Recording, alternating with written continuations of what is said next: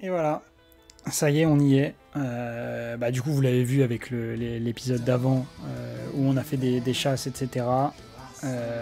On est sur le dernier épisode de Pokémon Réunion, tout simplement. Voilà, le dernier épisode sur la chaîne, en tout cas pour l'instant. En termes de contenu qu'il y a, on a quasiment tout fini. Enfin, en tout cas, vous allez voir les dernières choses là maintenant. Donc voilà, je vais vous laisser avec tout ça, puisque il y a le générique qui tourne en fond une dernière fois avec moi, mais en gros, ça va être tout ce qui a été raté après le post-game, puisque vous avez pu le voir, on a tout simplement débloqué les écrits d'Everett qu'il avait laissés derrière lui, et on les avait véritablement, jamais lus, quoi.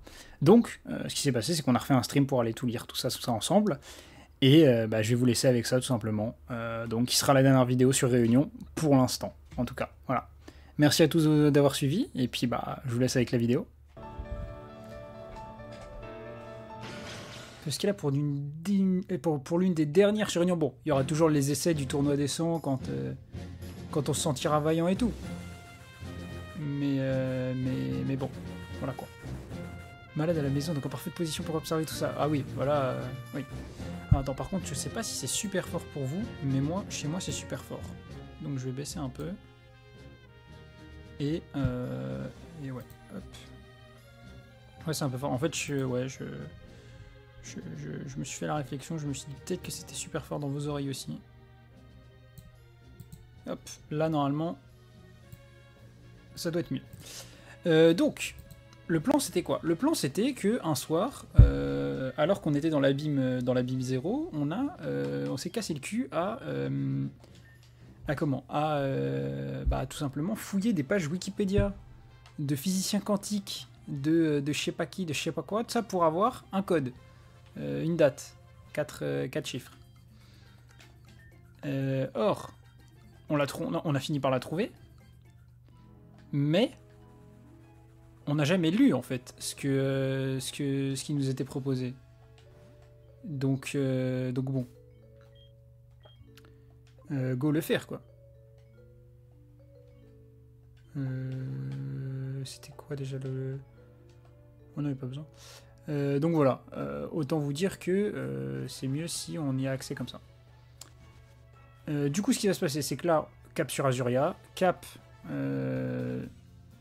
sur la zone 0 dans la caverne azurée. En plus, comme ça, on peut profiter un peu d'une dernière fois de courir un peu partout dans le jeu. Là. C'est pour ça que je prends pas le mec de Dracolos.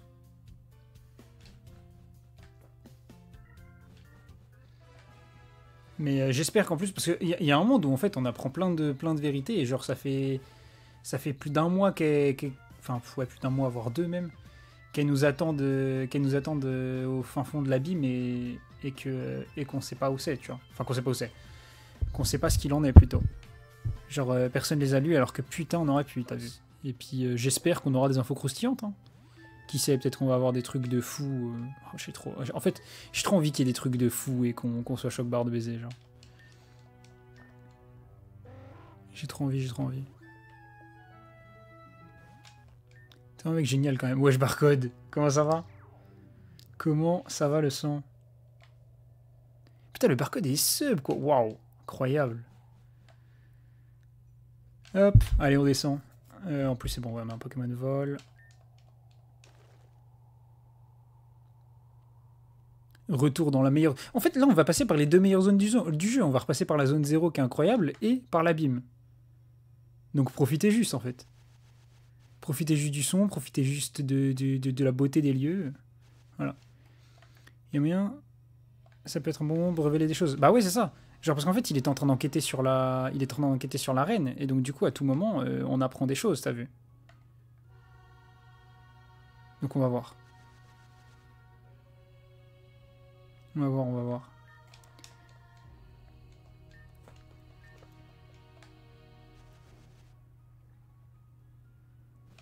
Hop. Je joue le petit cristaux là, mais... Bon, en vrai, non. Ce passage-là est beau et tout, mais il faut quand même avouer que le passage dans l'abîme, il détrône tout. Hein. Après, il y a eu plus de 2 ans de différence entre les deux, entre les deux sets. Donc, ce qu'il faut se dire, c'est que... Enfin, 2 ans. Ouais, si, je crois que c'est à peu près ça. Donc, c'est normal qu'il y en a un qui soit plus beau que l'autre, quoi.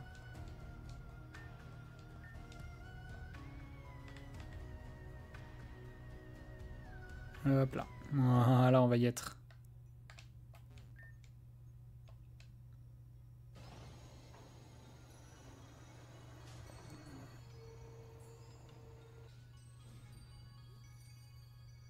Écartez-moi ça, un petit tour là. Oh là là là. Ça, c'est vraiment un truc, c'est vraiment un design de zone à te couper le souffle. Hein. Genre, je suis un peu triste qu'il n'y ait pas eu plus d'histoire là-dedans. Parce que putain, qu'est-ce que c'est beau. Hein. Avec en plus la musique qu'il y a derrière. C'est dommage que ce soit que du post-game, on va dire. J'aurais bien aimé qu'on en fasse un peu plus là-dedans. Mais bon. Peut-être qu'on sera amené à y retourner. On a eu des nouvelles trucs qui ont changé dans la zone 0 quand on a fait chapitre 3. Peut-être que dans le 4, il y aura des trucs dans l'abîme.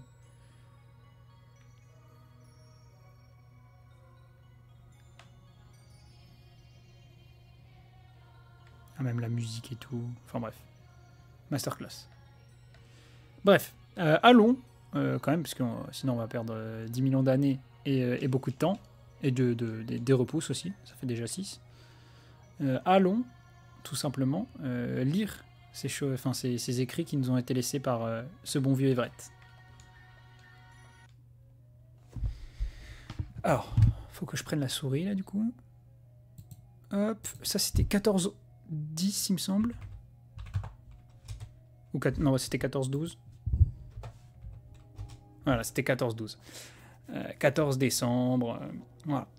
Alors, c'est parti. Je prends un coup d'eau, histoire d'avoir la gorge hydratée pour tout pouvoir débiter, et puis on est bon.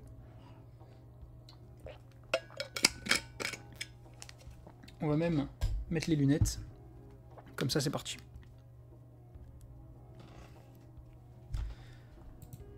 Mon activité de physicien quantique a toujours été un sujet tabou dans mon univers. Cette curiosité a débuté lors de mon enfance, lorsque j'ai pris la main sur un étrange cristal d'une couleur particulière que je n'avais trouvé au milieu de nulle part. Ok, non, c'est entrée qu'il faut faire. Il fait lourd chez toi aussi ça va en vrai. Ça va, il fait chaud, mais ça va. J'ai alors voué ma vie aux études scientifiques pour percer le mystère de ce cristal que j'ai toujours caché à autrui. Reconnu tout d'abord comme un génie grâce à beaucoup de créations et de brevets technologiques, ma curiosité m'a rapidement poussé à me lancer dans les recherches concernant les mondes parallèles. Ma théorie des mondes multiples m'a d'ailleurs causé beaucoup de détracteurs, m'interdisant de poursuivre mes recherches en public. J'ai donc tenu des réunions secrètes, où j'exposais à certains scientifiques et personnes de confiance mes avancées. Ok, donc là on en apprend un peu sur la vie d'Everett. Putain mais regardez-moi tous les dossiers qu'il va y avoir frère. Non, y a pas, on peut pas scroll. Ok, bon. Il y a quand même déjà 12 dossiers, quoi. Je me souviens d'un enfant qui était particulièrement fasciné par mes conférences. Ce dernier assistait très souvent à mes rapports de recherche avant de m'en demander très régulièrement de devenir mon apprenti, offre que j'ai bien évidemment refusée systématiquement.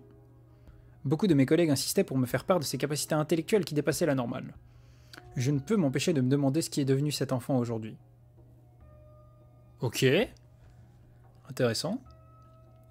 De toute façon, c'est sûr que c'est pas mis là de manière anodine. C'est sûr que forcément, ce gosse-là, on doit savoir qui c'est maintenant, genre.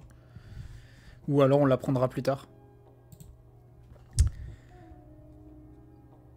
Les voyages entre dimensions sont fascinants. Je me souviens du jour où j'ai testé la pierre d'Astra après sa conception. Rappel, pour la pierre d'Astra, c'est ce qui permettait du coup de voyager entre les univers et entre guillemets dans le temps. C'est grâce à ça qu'on a voyagé tout simplement dans les univers des autres jeux et genre par exemple même dans les autres univers tout court, genre quand on est allé dans le truc d'Amaryllis et tout, voilà, c'était cette dimension là. Lorsque je suis arrivé dans cette dimension parallèle, tout n'était que ruine et chaos. Ce monde apocalyptique ne tenait qu'à une chose, la force des hommes voulant survivre grâce aux Pokémon en quête de domination et leur espèce. Bien que ma mémoire fût effacée durant mon séjour dans cet univers, je me souviens que mon retour dans ma réalité fut assez choquant. Comme si un siècle entier s'était écoulé, comme si le temps s'écoulait différemment selon les univers. Ça, on l'avait vu et vérifié quand on était parti justement dans cet univers-là.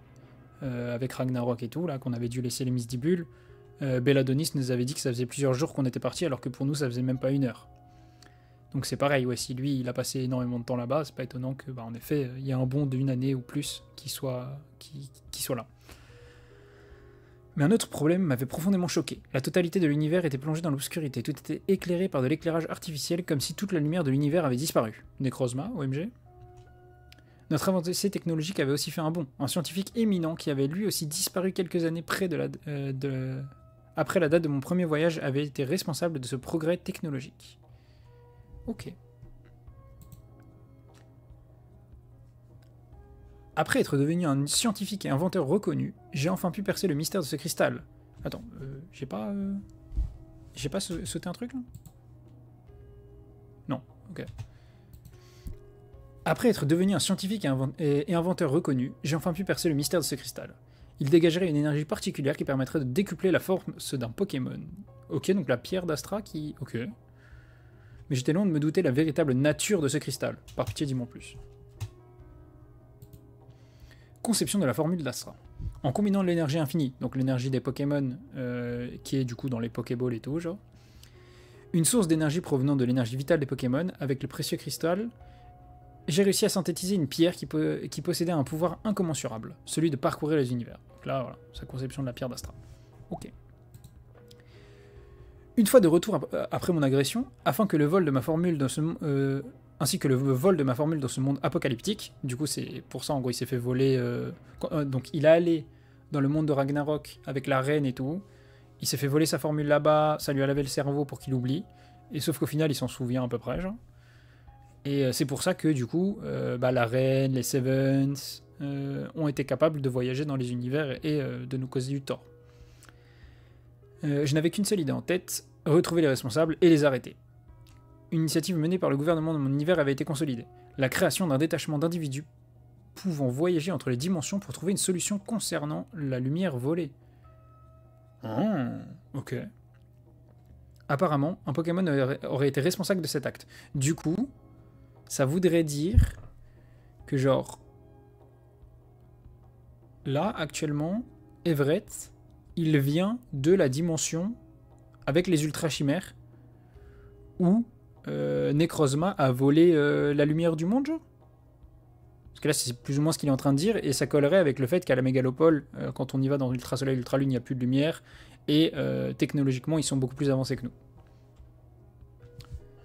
Ok, donc on n'apprend pas grand chose sur Réunion pour l'instant, mais beaucoup sur Everett en lui-même. Ouais, voilà, il était clair que m'allier à l'Ultra Commando aurait été une grossière erreur. Donc l'Ultra Commando qui est ceux qu'on a croisés dans Soleil et Lune, Ultra Soleil, Ultra Lune, et dans Pokémon Ultra Light, qui sont du coup donc le commando qui recherche par rapport aux Ultra Chimères, etc. Je ne pouvais plus faire confiance à personne après le vol de ma formule. Qui plus est, j'ai cru comprendre que le scientifique qui m'avait succédé quelques années après mon voyage s'était basé sur mes débuts de recherche sur la formule d'Astra pour créer une version beaucoup plus limitée des transporteurs, permettant de se déplacer de façon très limitée dans les autres timelines, mais pas dans d'autres univers. C'est pour ça du coup que l'Ultra Commando est capable de se déplacer chez nous dans l'Ultra Soleil et l'Ultra Lune. Transporteur qui aurait été vendu par la suite à l'Ultra Commando. Voilà. Je n'avais donc plus rien à perdre dans mon univers d'origine. Quelque chose de plus gros risquait d'arriver, et je me devais d'enquêter dans plusieurs dimensions pour tenter de localiser les individus avec un taux élevé d'énergie Z, énergie qui imprègne ceux qui traversent des ultra-brèches, ayant perdu les coordonnées de l'univers dans lequel je me suis retrouvé dans mon premier voyage. Ok, donc il n'avait plus les coordonnées de l'univers de la reine, mais du coup il nous cherchait nous ou eux, justement, en gros toutes les personnes qui voyagent dans les univers pour justement potentiellement les retrouver eux et je sais pas, les coincer, genre. Ok. Merde. J'ai fait de l'AD. J'ai mis la... On a déjà lu ça là. J'ai potentiellement mis la main sur un dresseur pouvant m'aider dans la quête des fragments d'Astra. C'est nous! Même si je me suis toujours interdit de refaire confiance à quiconque, j'ai effectué mes recherches concernant cet individu. Il aurait bel et bien l'étoffe d'un héros, d'après ce que j'ai pu apprendre à son sujet, ayant arrêté une organisation criminelle il y a quelques années de cela. Il parle de nos faits avec la Team Rocket, quand on a baisé Giovanni, tout simplement. Dois-je alors lui faire confiance? Je l'ai fait. J'ai raconté une partie de mon histoire à ce dresseur, espérant que je ne sois pas trompé sur son compte. Je pense pas, hein.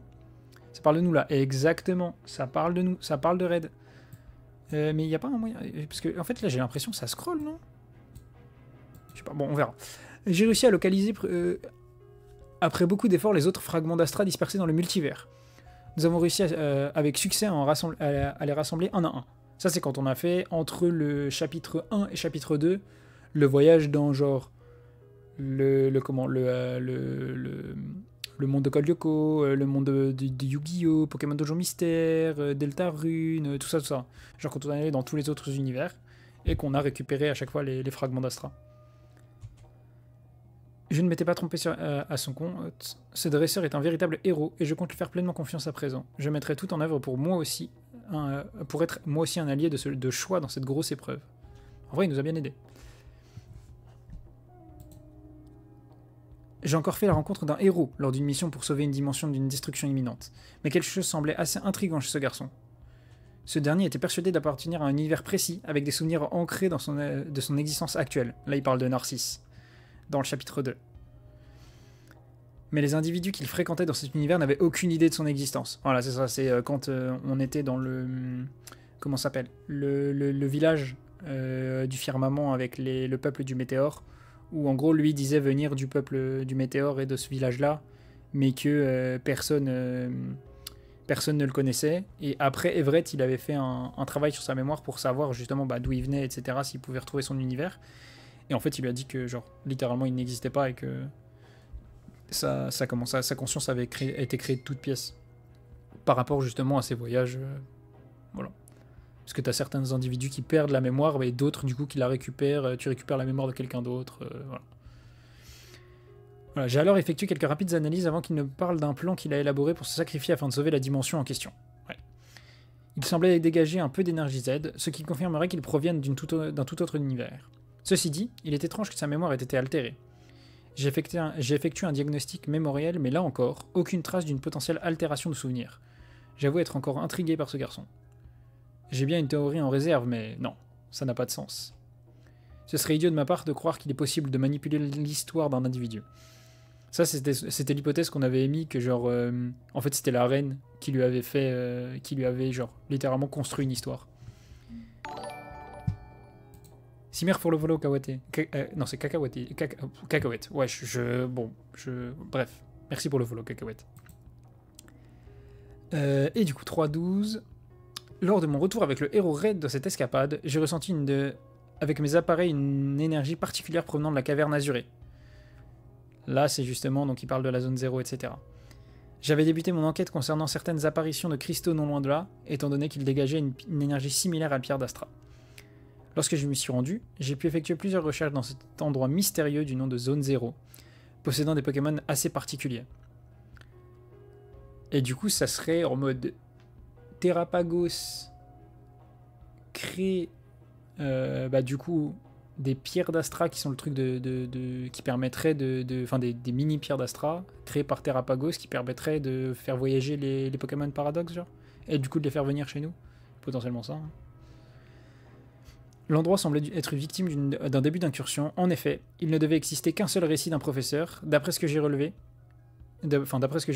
mais j'ai pu retrouver les deux dans le même endroit. C'était ce qu'on avait vu, ça. Et avec Nikolai et tout après, voilà. J'ai aussi pu apprendre l'existence d'une machine permettant de voyager dans le temps, mais quelque chose clochait. Et l'existence d'un Pokémon nommé Terrapagos, qui serait responsable de l'apparition d'une énergie nommée Terracristallisation. Ouais. Mais non, merci psychologique pour le sub, ça faisait longtemps. Comment ça va ?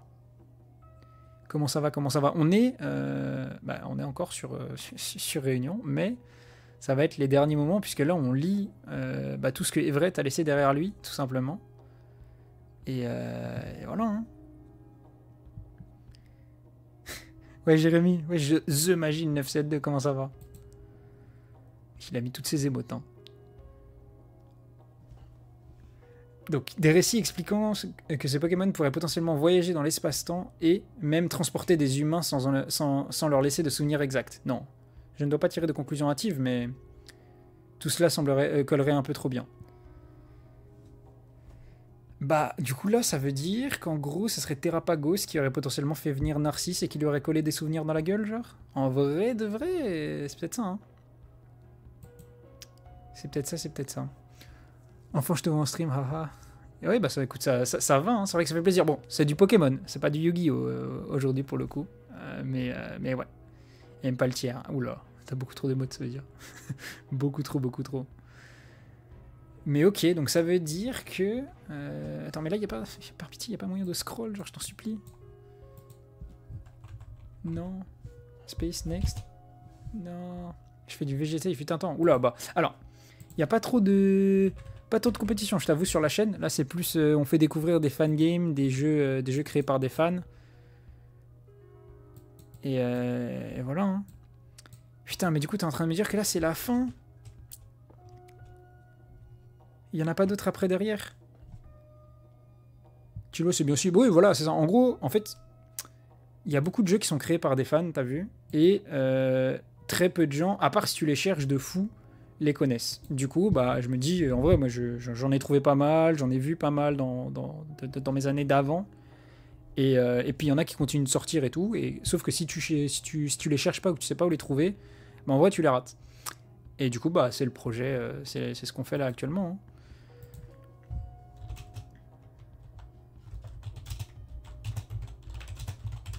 Je demande juste une confirmation pour vérifier qu'on n'en rate pas.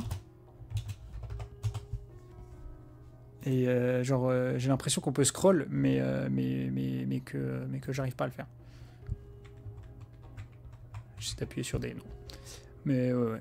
Donc voilà, pose-toi tranquille. Là, on est sur la fin, en gros, d'un jeu qui parle de multivers et tout, et où notre pote scientifique qui s'est fait probablement tuer.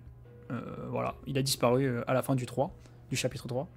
Nous a laissé des écrits derrière lui, donc il raconte beaucoup de sa vie. Et bah, sur la fin, un peu en lien avec nous et notre histoire, quoi. Et donc ouais, j'ai bien eu la confirmation, c'était les 12, donc c'est tout ce qu'on a. Je vais relire les derniers quand même, juste 2 secondes. Parce que du coup, c'était par rapport à Narcisse dans le chapitre 2 et par rapport à du coup, bah, ce qui s'est passé avec Terrapagos et tout. Donc j'ai encore la rencontre d'un héros lors d'une mission pour sauver une dimension d'une destruction imminente. Mais quelque chose semblait assez intriguant à ce garçon. Ce dernier était persuadé d'appartenir à un univers précis, avec des souvenirs ancrés de son existence actuelle. Mais les individus qu'il fréquentait de cet univers n'avaient aucune idée de son existence, oui. Du coup, donc là, c'était... J'ai bien une théorie en réserve, mais non, ça n'a pas de sens. Il serait idiot pour ma part de croire qu'il est possible de manipuler l'histoire d'un individu. Du coup, là, voilà. C'est là le détail qui m'intéressait, c'est qu'en gros, ici, il nous parle de Terrapagos, qui dit... Alors, des récits expliqués, ces Pokémon pourraient potentiellement voyager dans l'espace-temps et même transporter des humains sans leur laisser de souvenirs exacts. Et du coup, c'est... la théorie, c'est Terrapagos est la raison qui a fait que Narcisse a traversé l'espace-temps et s'est, entre guillemets, retrouvé avec des souvenirs qui n'avaient pas de base, qui n'étaient pas le Narcisse de base. Très bien. Eh bien, écoutez... je m'attendais pas à apprendre tout ça, je pensais qu'on allait voir d'autres trucs, mais c'était quand même vachement intéressant. Voilà, écoutez, un petit dernier tour dans l'abîme, avant juste pour profiter de la beauté de l'endroit, et puis après on pourra repasser sur Pokémon Odyssey et continuer l'aventure dessus. Voilà. Regardez-moi comment c'est trop beau, frère. Putain, c'est une folie. J'espère tellement que pour le chapitre 4, on aura des trucs dedans à faire.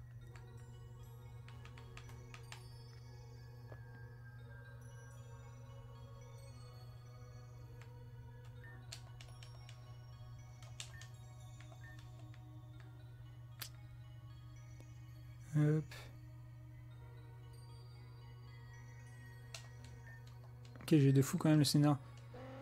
Ah bah oui, c'est pas fini. C'est ça le pire, c'est que c'est pas fini. On a eu des previews à la fin du Ah, putain, c'est la musique de fou ici aussi. Hein. À la fin du crédit et tout, genre, on a vu Red qui regardait 2 raids différents, qui étaient soit le raid, un raid habillé en noir, et donc du coup potentiellement qui rejoignait l'arène, soit un raid habillé comme les mecs de l'Espérance, donc qui est la révolution dans cet univers-là. Et du coup, il y a un monde où, genre, dans le chapitre 4, il y a deux game plans. Il y a deux gameplays différents. On peut jouer deux histoires différentes en mode on joue un raid qui rejoint l'Espérance ou on joue un raid qui s'allie à l'arène, genre. Sachant que, bon, le raid qui s'allie à l'arène, ça semble être dans les plans de l'arène écarlate, quoi. Donc on va voir. On va voir, mais ouais, moi j'ai trop hâte. Il y a des trucs apparemment qui seront faits avant le chapitre 4. Je sais plus, je crois que c'était Becca et puis Mutaka qui en avait parlé un peu en interview. Donc super hâte. Mais de toute façon, on verra. Hein. Quand il y aura des trucs nouveaux, de toute façon, on le fera ici, forcément. Hein. Ce jeu-là, c'est pas loin d'un de mes préférés all-time de tous les fangames Poké qu'on a fait. Donc forcément, ça sera fait, quoi. Bref. Sur ce, sauvegardons. Sauvegardons. 136 heures de jeu, quand même. Hein. 136 heures de jeu. Et ben voilà, comme vous avez pu le voir, c'était tous les écrits d'Everest qu'il a laissé derrière lui. Et donc, du coup, c'est la fin de tout ce contenu post-game. Je voulais quand même vous update sur 2-3 petits trucs, puisque, entre-temps, il y a eu un ou deux live captures qui sont pas... que vous n'avez pas trop vu. Donc voilà, il y a du pyrotechnique qui a été ajouté. Il y a quelques autres légendaires qui ont été capturés un peu hors caméra. C'est surtout qu'on a perdu le live, je vous avoue. Je pensais l'avoir download, je l'ai pas download, Twitch l'a supprimé, bref. Voilà. On peut voir toutes les équipes du tournoi des 100 avec l'équipe titulaire, on va dire. Bref, beaucoup de souvenirs, mais voilà. C'était la dernière, c'est fini. Merci à tous énormément pour les chiffres que vous faites, puisque il y a personne sur la chaîne, mais il y a quand même pas mal de monde qui regarde, donc ça me fait plaisir. Et puis, pour ce qui est des streams et des futures aventures, on a déjà bouclé Little Root Researcher, qui était une petite aventure en une dizaine d'heures. Donc vous allez avoir des VOD qui vont arriver, peut-être 3-4 sur la chaîne. Je vais essayer de condenser un peu ça, c'était très cool. Et puis là, on a d'ores et déjà commencé la nouvelle, Pokémon Odyssey. On est à 2 sessions dessus, donc pas énormément. Et pareil, après que les VOD de Little Root Researcher soient sortis... on commencera à attaquer ça en essayant, cette fois-ci, de faire en sorte que les VOD sortent à peu près en même temps que les streams, pour que comme ça vous puissiez venir en stream et pas être trop perdu. Voilà, encore merci du coup à tous ceux qui ont regardé Réunion, mais aussi à tous ceux qui ont taffé sur le jeu, puisque c'était incroyable, et puis je n'ai pas forcément d'autres endroits pour en parler, mais voilà, si un jour il y a des gens qui ont taffé dessus qui passent par là, merci beaucoup, c'était trop bien. On va se quitter comme ça, je sais pas trop comment vous dire tout ça, mais de toute façon on se retrouve pour un prochain stream, et une prochaine vidéo, pour vous ce sera demain. Voilà. Bisous la team.